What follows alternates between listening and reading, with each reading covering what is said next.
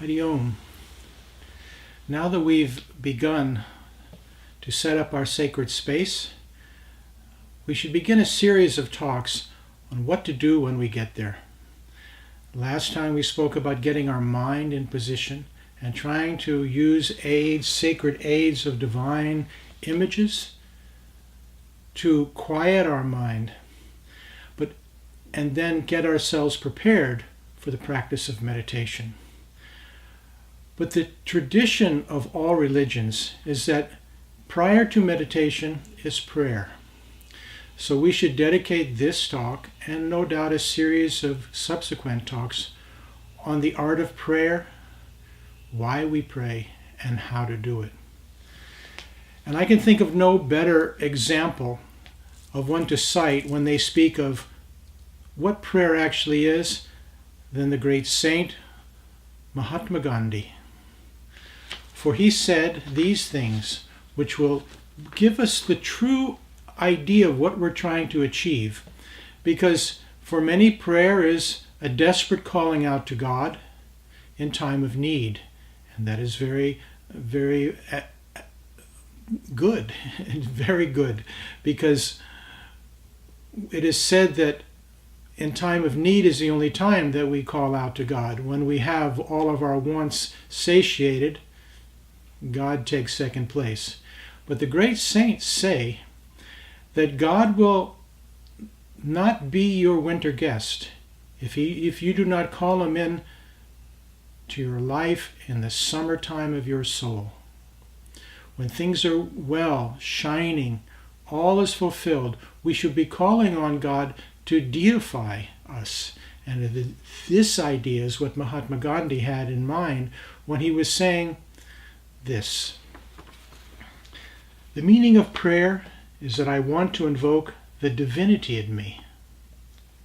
You may describe it as a continual longing to lose myself in that divinity, which compels us all. Prayer really is a complete meditation and melting into the higher self. Though one may occasionally lapse into it as a child would call out to his mother, "Ah, ma, ma." In such an instance, the greater the distance between the child and its mother, the greater the longing within the heart of the child. Thus, in the mind of the child, the mother is present in thought, and thought, has a greater velocity than light. Therefore, through the distance between him and me is told to be incalculably far.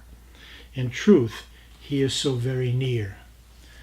So we see we're using one of the greatest gifts of God that he gave us to literally maintain and sustain our own existence, the power of thought. How wonderful that the Mahatma says that the velocity, the speed of thought is far greater than light. For it is a movement of the heart. So what we're trying to achieve, yes, is to contact divinity for the sake of elevating our consciousness into higher self. Many say, well, what's the use of praying because God does not listen to my prayers? A great saint once said, the reason God won't listen to your prayer is because he knows all you want to do is complain. But when we get into an intuitive aspect of our mind, we realize that prayer is a communion with God. It is an invocation of the presence of God. It is literally a melting into that higher being. So the Mahatma continues to say, there is an eternal struggle raging in man's breast between the powers of darkness and light, and he who has the sheet anchor of prayer to lay upon will not be overcome by the powers of darkness. Of course, being a Hindu and being a man of truth, he reflected the truth of the Bhagavad Gita, he reflected the truth of the Bible and all religions of the world, saying that in this ocean of misery, or samsara is the Sanskrit word, which means stress and turbulence, we are cast from one wave of misery to the next wave of happiness, only to be tossed back into misery and happiness. But he said prayer should be our sheet anchor.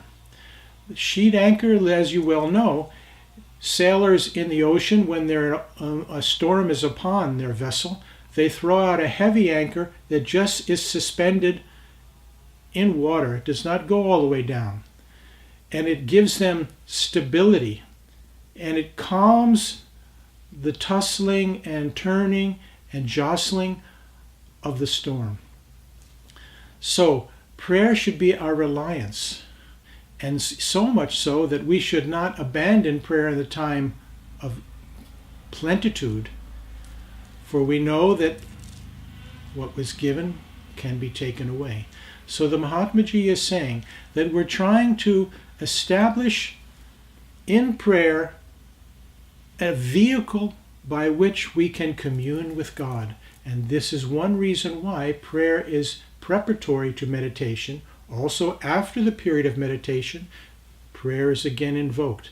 So, one of the main reasons why we should pray prior to meditation is, as the Mahatma Gandhi Ji says, to literally invoke the divinity in us. So in our effort to have productive and purifying and uplifting meditation, God will be our companion, and it is achieved through the power of prayer.